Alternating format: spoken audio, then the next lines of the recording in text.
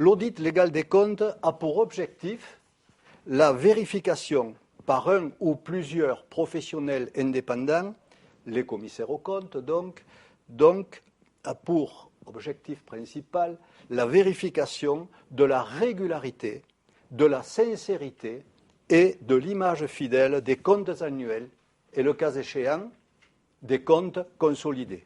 Donc, vérifier ces comptes, d'accord ? Certifier qu'ils sont réguliers, sincères et qu'ils donnent une image fidèle de quoi ? De la situation patrimoniale de l'entreprise, de la situation financière de l'entreprise et du résultat de son activité.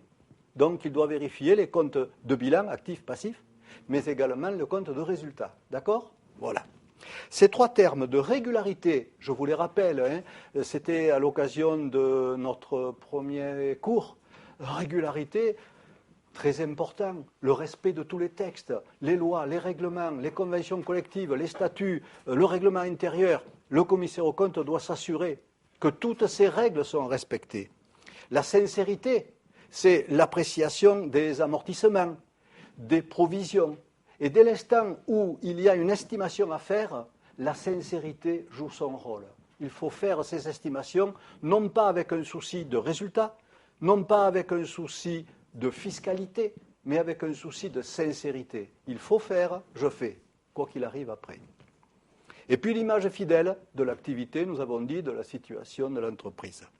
Ces trois termes sont si importants qu'ils figurent dans la conclusion du rapport général du commissaire aux comptes.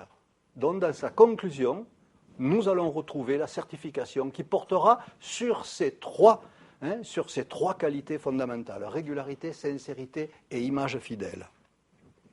Donc, à la fin de vous avez compris qu'à la fin de sa mission, le commissaire aux comptes va devoir établir un rapport dans lequel il va exprimer son opinion. En certifiant ou pas, nous le verrons dans quelques instants, en certifiant ou pas, suite au contrôle qu'il a fait, les comptes qui lui sont soumis et qu'il devait auditer.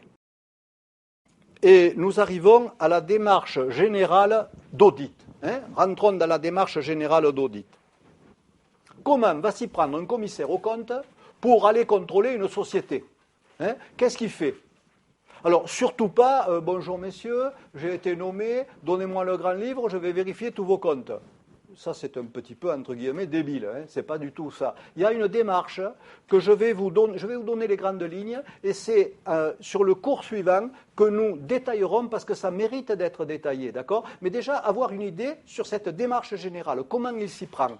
Quel est l'ordre des opérations à respecter ? Ça me paraît important. Donc, rappelez-vous, jamais demander à voir immédiatement les comptes et commencer à les contrôler. Ça se fait jamais. Donc, il y a 5 phases. Et ça touche non seulement le commissaire aux comptes, mais pour votre documentation personnelle, ça toucherait aussi tout auditeur externe, prestataire de services. Alors, c'est quoi ? Mais la première chose, c'est la prise de connaissance de l'entreprise. La prise de connaissance de l'entreprise. Alors, on détaillera, et un peu plus tard, on détaillera ceci. La deuxième, c'est l'appréciation du contrôle interne. La troisième phase, vous voyez qu'il ne commence pas par contrôler les comptes. Et la troisième phase, enfin, c'est le contrôle des comptes. Je vais vous dire un mot rapide sur chaque thème, mais on les développera plus tard. Et puis, il y a l'examen des comptes annuels. D'accord ? Alors, contrôle et examen, on va voir ce que c'est. Et enfin, il termine par quoi ? Vous le savez, je vous l'ai dit, vous l'avez retenu, par le rapport. Voilà les 5 phases.